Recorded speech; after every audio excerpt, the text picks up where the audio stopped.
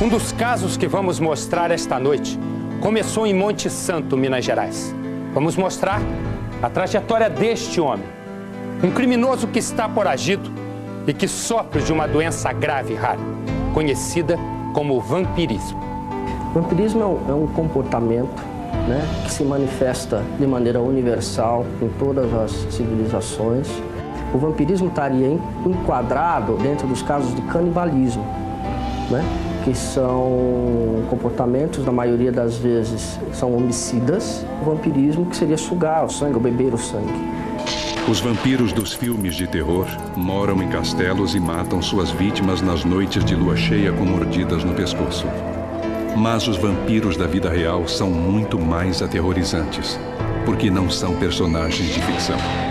Os casos de vampirismo já foram registrados em todas as partes do mundo, como provam os livros de psiquiatria. No Brasil, o primeiro caso foi diagnosticado em 1863 e o último em 1997, quando Marcelo Costa de Andrade confessou seus crimes. Como é que você fez? Pegou? Assim, mas foi no peito dela, no coração, né? Por que você fez isso? Eu aprendi, toda criança quando morre, vai pro céu, o pastor falando, o pastor rezar. Aí eu aprendi isso, aí eu fiz isso. Mas numa parte de você ficar despreocupado, que eu sei que elas realmente vão ser salvas. Marcelo está preso no Hospital Psiquiátrico Heitor Carrilho, no Rio. Mas Benedito está livre. Ele fugiu há 8 anos do manicômio de Franco da Rocha, em São Paulo. Doentes mentais, como este vampiro, jamais poderão se reintegrar ao seio da coletividade de uma forma adequada. Hoje, com 59 anos, Benedito é acusado de ter matado 16 pessoas. Os crimes foram cometidos em 7 estados do Brasil. A última vítima foi uma criança. Um menino atacado na cidade de Aguaí, interior de São Paulo.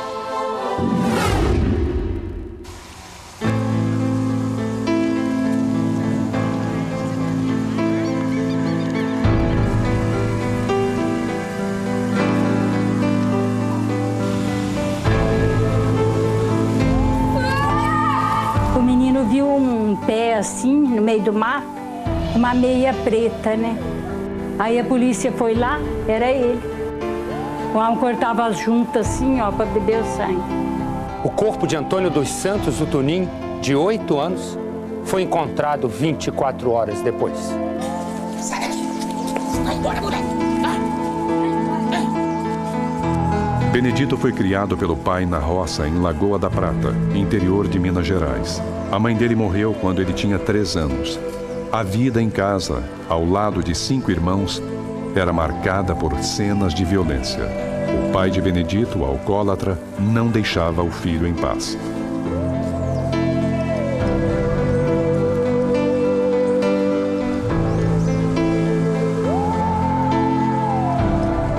Aos 8 anos, Benedito começou a ficar doente. O nome da doença, vampirismo.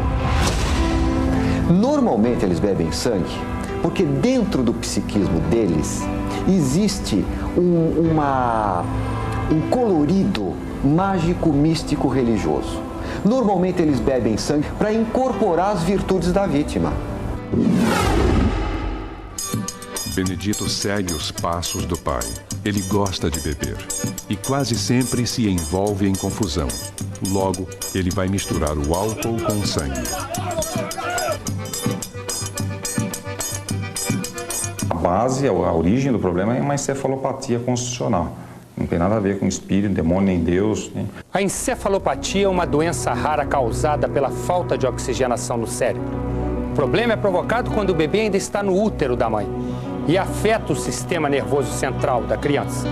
Uma das consequências desta doença é o vampirismo. Aos 18 anos, Benedito se tornou um andarilho. Saiu de casa e passou meses desaparecido, trabalhando em fazendas como lavrador. Numa dessas viagens, ele matou pela primeira vez.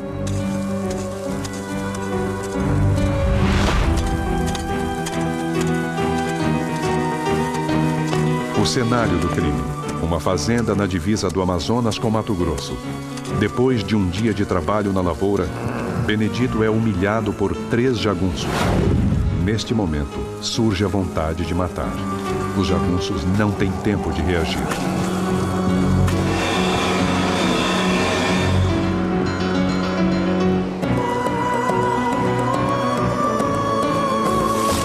Desta vez, Benedito não suga o sangue das vítimas.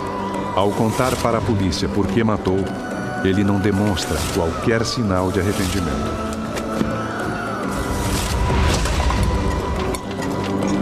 A seguir, Benedito faz novas vítimas. Mulheres e crianças sem possibilidades de defesa.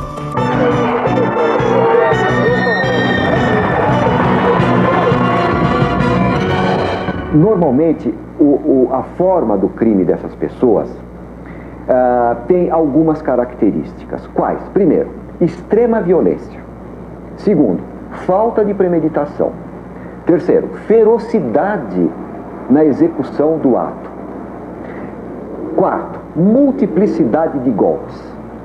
E um outro fato extremamente característico é a ausência absoluta de remorso. A partir desses 3 assassinatos, a vida de crimes de Benedito não parou de crescer. Sem rumo, sem destino, ele não escolhia vítimas, nem precisava de motivos para matar. Ele era um andarilho, ele não tinha lugar certo. Sempre margeando as estradas ferroviárias. Ele nunca ia pela estrada rodoviária. Em 61, Benedito assassinou um homem a facadas na cidade de Matão, em Goiás. Em 62, os crimes se multiplicaram. Porto Alegre, Rio Grande do Sul. Benedito atirou contra dezenas de pessoas num baile e, antes de fugir, incendiou o clube. Ituiutaba, Minas Gerais. Benedito assassinou um homem por razões nunca esclarecidas. Curitiba, Paraná. Ele matou 2 pessoas a tiros durante um jogo de cartas. Anápolis, Goiás. Benedito tentou matar diversas pessoas em outro baile. Pelas contas que nós vemos, esse rapaz andou, na época, 15 mil quilômetros mais ou menos. Ele foi a divisa de Mato Grosso com a Amazônia. Divisa da cidade de Uberlândia com Tupaciguara, no interior de Minas Gerais. Benedito está em casa e esvazia mais uma garrafa de cachaça. Um viajante aparece e pede algo para comer.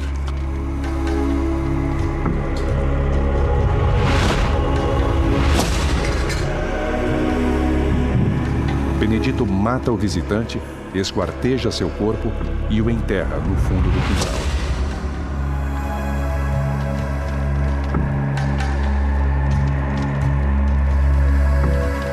Eu diria até que dentre as patologias psiquiátricas, a encefalopatia é a que propicia os crimes mais hediondos.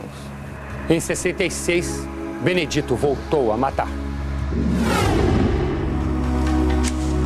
Bambuí, interior de Minas Gerais, 13 de agosto de 1966. Benedito e a companheira Francisca chegam a uma estação de trem.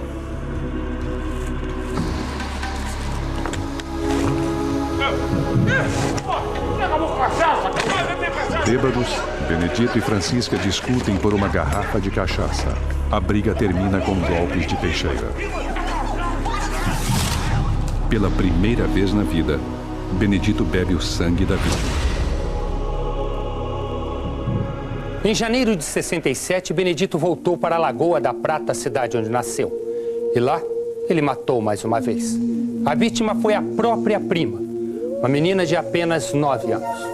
Logo depois de matá-la, Benedito perseguiu uma testemunha e, no mesmo dia, numa estrada deserta, mataria outra vez. No primeiro semestre de 67, Benedito tentou matar uma nova companheira. A mulher foi salva por caçadores que ouviram gritos de socorro. Benedito foi preso, mas como ninguém sabia que ele era culpado por outros assassinatos, acabou solto. Monte Santo, Minas Gerais, setembro de 67. Os meninos Jair dos Reis, 6 anos, e Darcy dos Santos, 7 anos, brincam no terreiro da casa da família de Jair. até que um chute mais forte na bola coloca os dois frente a frente com Benedito.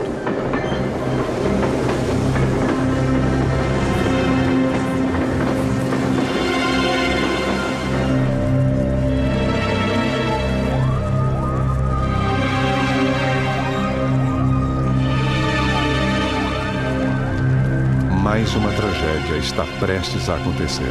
As vítimas serão 2 crianças.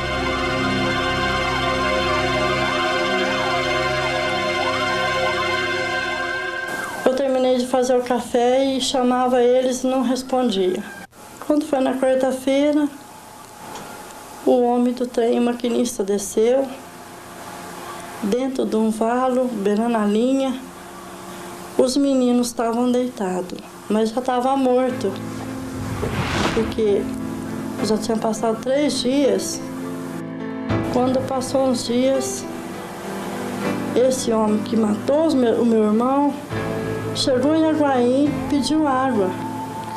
Aí o homem pegou e já suspeitou aquela sede dele, que bebeu muita água. Fez pergunta, ligou para a polícia.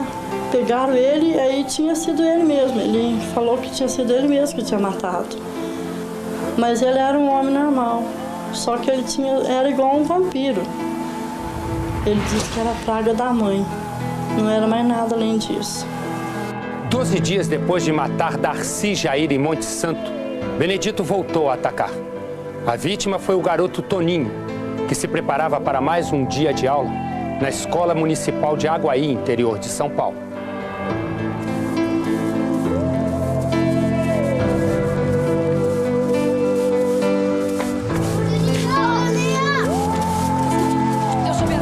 Toninho se despede da mãe.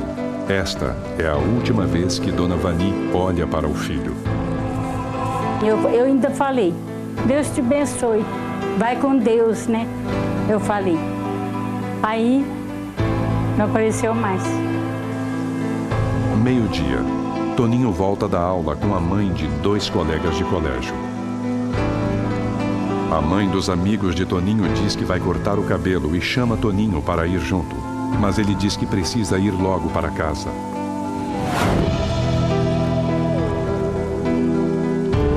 Aí, como ele não chegou na hora que ele costumava, eu já fiquei preocupada, né? Toninho é uma presa fácil para o vampiro. Benedito diz que está com o joelho machucado e pede um favor ao menino, que ele pegue uma caixa de mel embaixo da árvore. Toninho decide ajudar o desconhecido.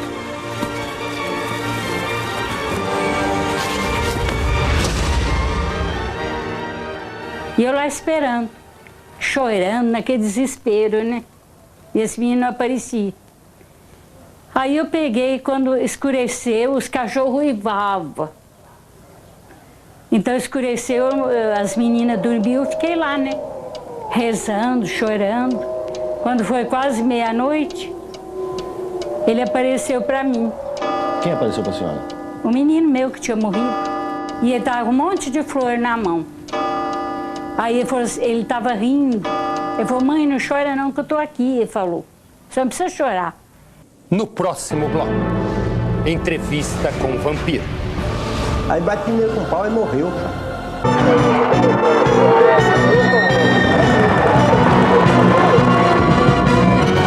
Assassinados por Benedito, os 3 meninos, Jair, Darcy e Toninho, foram considerados santos pelos moradores. No lugar onde Jair e Darcy morreram, a população de Monte Santo construiu uma capela. Pessoas que eles têm feito milagre e vêm aqui agradecer os milagres que é recebido deles. A senhora acha que eles viraram santos por quê? Porque ele morreu com fome, com sede e não tinha pecado. Eles eram criança inocente, né? Depois de matar as crianças, Benedito continuou a caminhada pela linha do trem. Só que desta vez a polícia já estava na pista dele. 24 horas depois do crime, Benedito foi preso outra vez. Sem demonstrar culpa ou arrependimento, Benedito Gomes admitiu todos os crimes. Considerado doente mental, acabou internado no manicômio judiciário de Franco da Rocha, em São Paulo, onde passou 22 anos em tratamento à base de remédios e choques elétricos.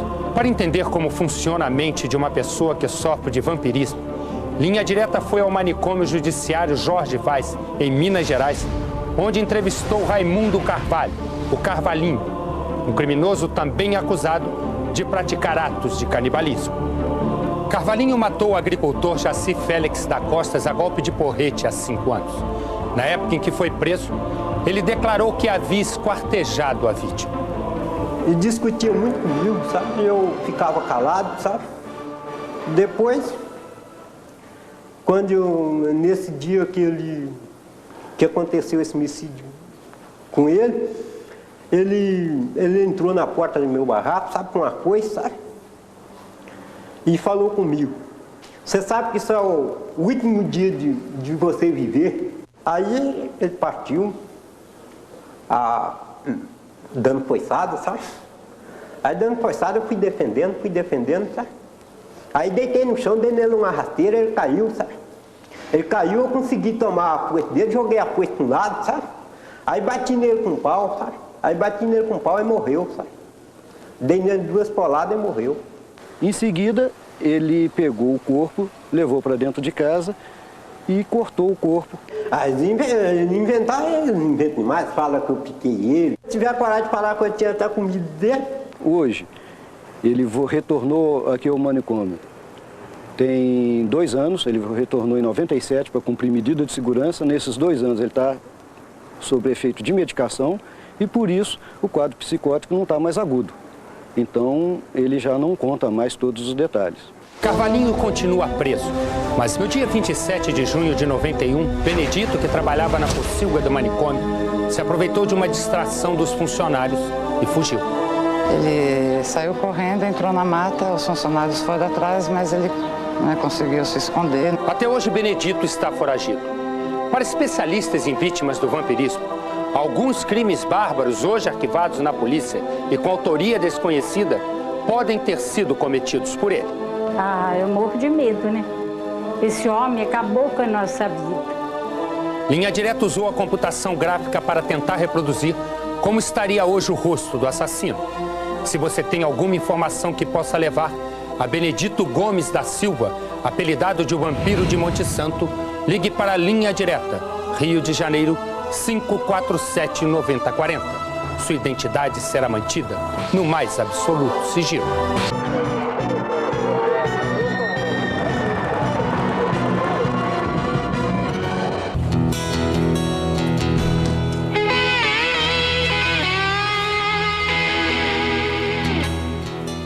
Doutor Cardoso está aí? Alexandre recorre ao escritório de Luiz Carlos para se defender de uma acusação de tráfico de drogas. Lá, ele conhece Mariana.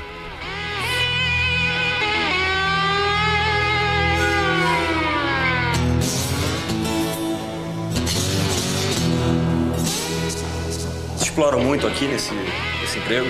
Para a filha do advogado, Alexandre parece um jovem frágil, indefeso. Começa a história de amor que vai terminar em morte. Uma pessoa com um passado criminoso, atuante quase que no estado de São Paulo, com condenações aqui, Palmital, Ourinhos, com vários tipos de crime. Se ela via um animal ferido, se ela via uma pessoa precisando de ajuda, ela não pensava 2 vezes em estender a mão. Ela fazia isso imediatamente.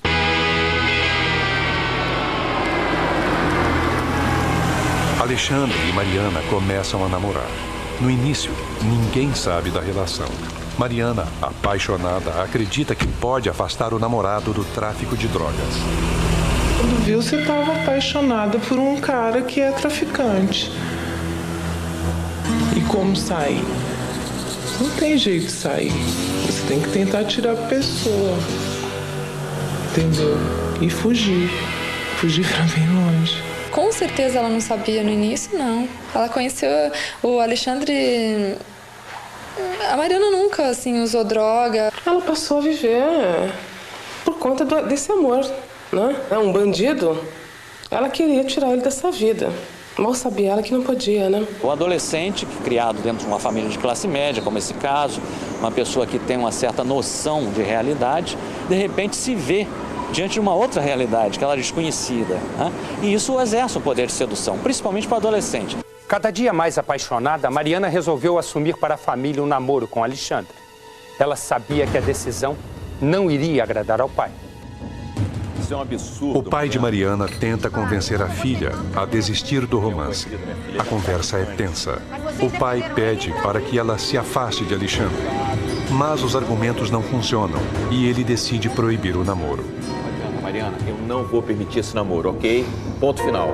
Ela confirmou para mim que realmente estavam se relacionando, que ele era uma boa pessoa, que ele era isso, que ele era aquilo. Eu falei, você está enganada. Não presta, conheço, sei quem é. Ela tentava tirar ele do vício, né?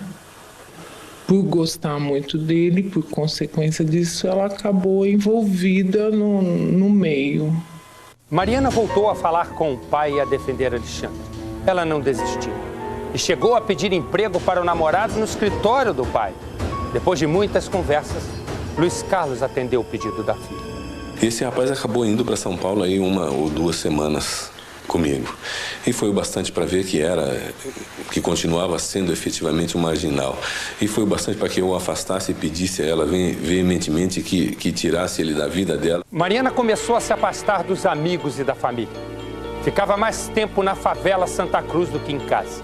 Aos poucos, o mundo do crime começou a fazer parte da vida de Mariana. Ninguém mais via, todo mundo que eu falava da Mariana, ninguém via, ninguém sabia onde ela estava.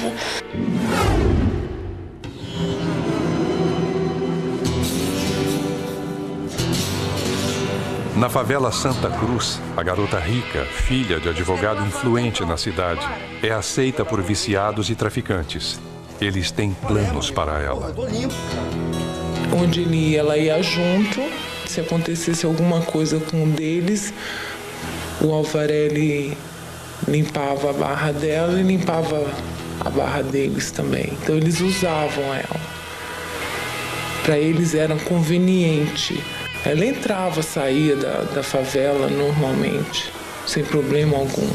Pontos de tráfico de droga, e ele começou a frequentar esses pontos e começou a levá-la junto.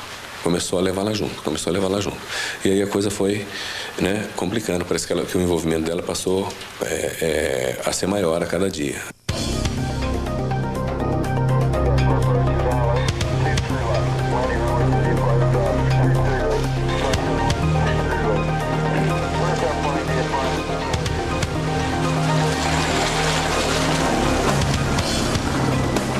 Muitas vezes, Alexandre usava o carro de Mariana para transportar drogas e escapar da polícia. Com a filha do advogado por perto, tudo parecia seguro. Eles usavam para ir buscar e levar para assalto. As brigas de Mariana com o pai ficaram cada vez mais frequentes. O clima na casa era insuportável. Na esperança de viver uma história de amor, ela tomou uma decisão. Aí o relacionamento aqui dentro de casa foi se tornando difícil. Ao ponto dela ligar aí para a mãe dela e dizer que não dava mais para ficar aqui. Quando que a gente vai imaginar que uma moça de família, sabe, que tinha tudo, morar perto da favela, ou frequentar a favela, ou ter amigos da favela, nada contra a gente que mora na favela. Tem muita gente boa, sabe? Cheguei.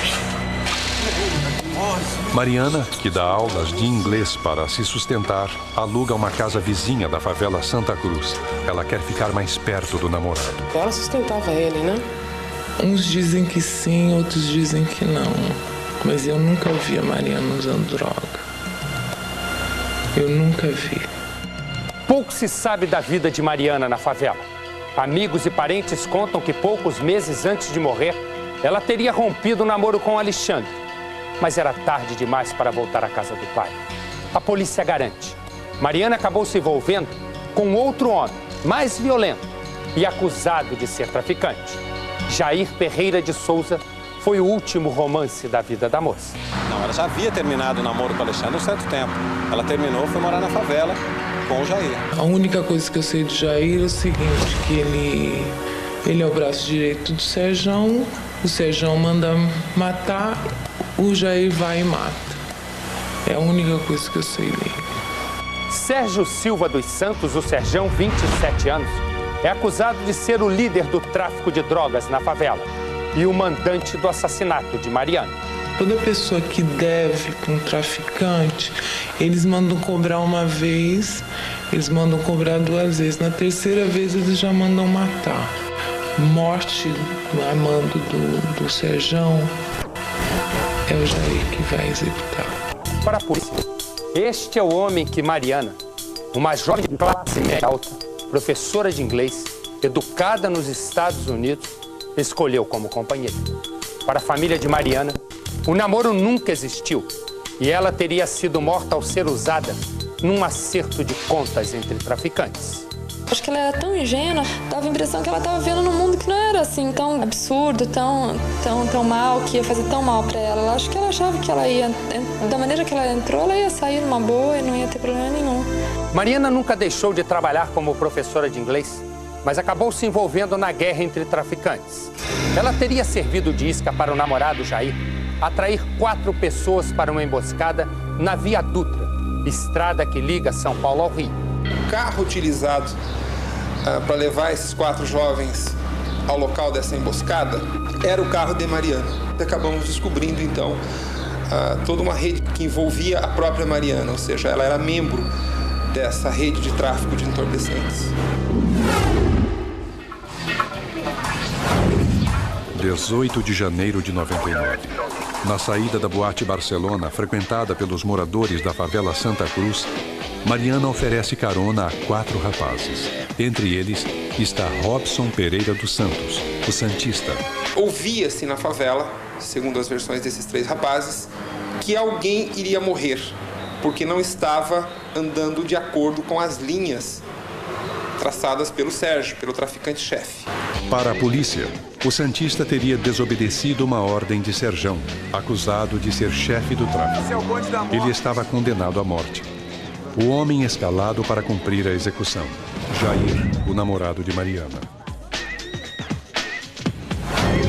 Eles queriam matar os meninos numa estrada qualquer e já deixa lá. Segundo o depoimento dado por testemunhas à polícia, Mariana forja um defeito no carro no local previamente combinado com o namorado Jair. E ela parou o carro exatamente ali no acostamento da rodovia Dutra e pediu para que eles descessem do carro para empurrar o carro. Quando eles desceram dessa árvore aqui, saíram 2 pessoas, que era o Jair e um outro menor, o acompanhante dele, que nós viemos a descobrir depois. Santista!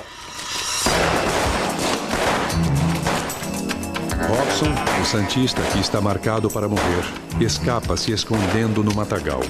Luiz Fernando de Souza, essa rodovia, desaparece na escuridão. A emboscada não dá certo. Mesmo assim, Mariana segue em frente. É a hora de pegar Jair e o parceiro e sair do local do crime.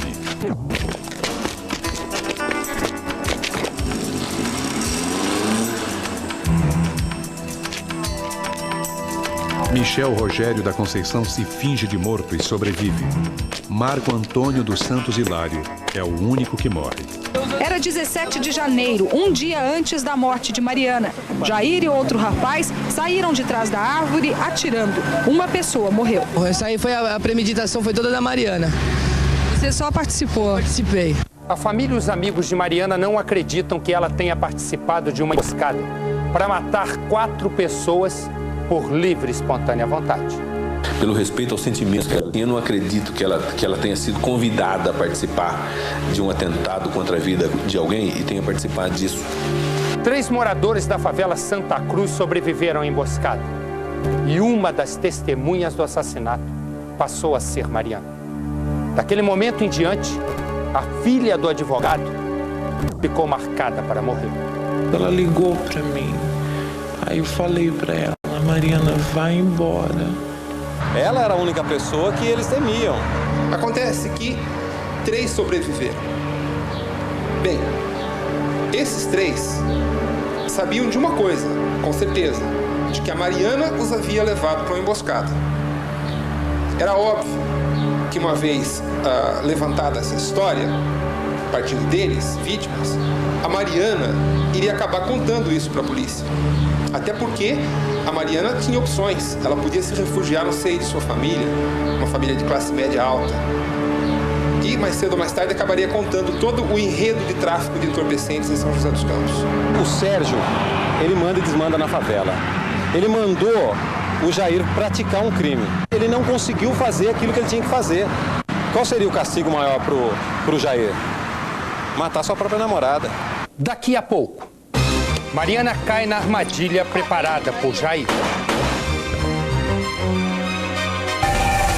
Crimes em série em Minas Gerais. O assassino, um homem acusado de uma doença rara, o vampirismo. A Rosa Negra do Harlem, filme inédito, hoje depois do Jornal da Globo em Intercine. Ela desafiava. E o Sérgio é o seguinte, o Sérgio ele manda matar. Ele não gosta, ele manda matar.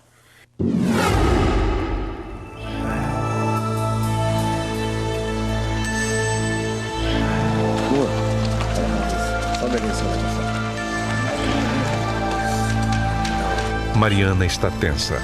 Jair finge procurar alguém. Mariana fica cada vez mais desconfiada, mas ela não tem tempo de se defender. Tem que ser feito.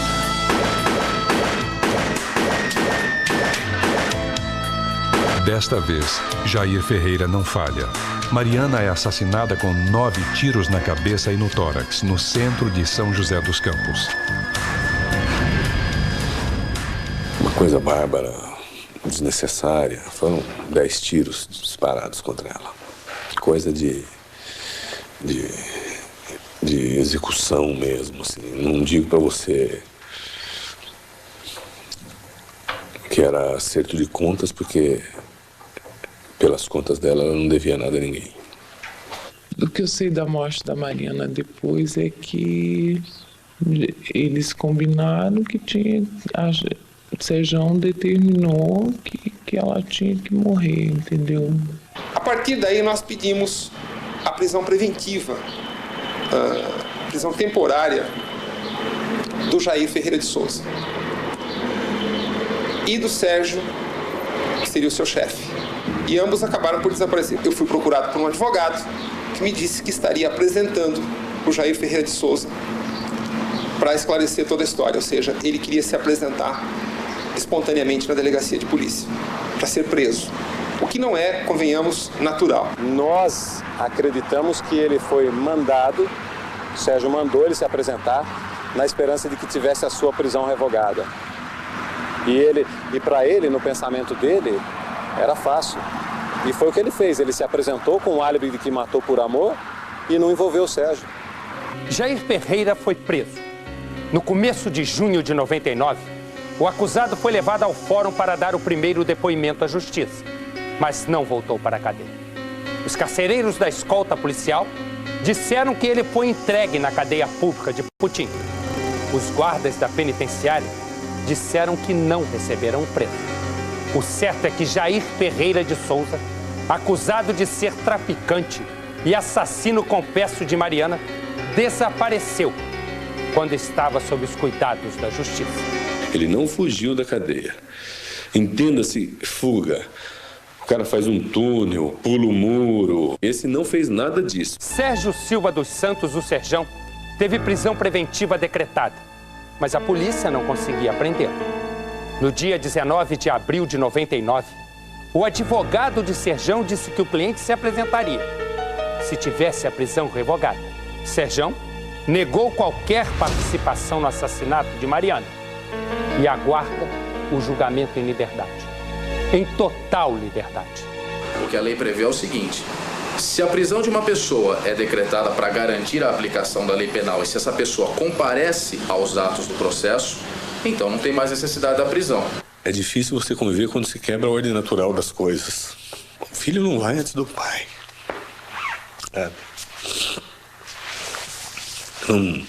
Não importa o que ela fez, deixou de fazer. Não é importante. Sabe?